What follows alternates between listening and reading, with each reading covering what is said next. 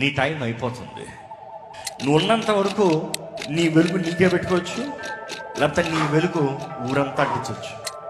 ఎందుకంటే it takes really a caring heart, a sharing heart. జాలి కలిగిన వ్యక్తే చీకట్లో ఉన్న వ్యక్తిని వెలిగించగలుగుతాడండి.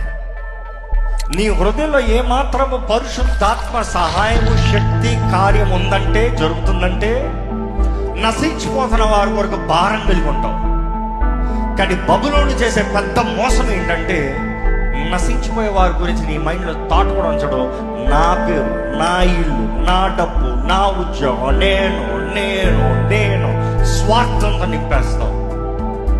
ఎందుకు I'm asking you, are you part of the kingdom of God or the part of kingdom of Babylon? ఎందుకంటే Babylon is fallen. It is fallen. దేవుడు నిర్ణయించాడు, ఎవరు ఆపలేదు.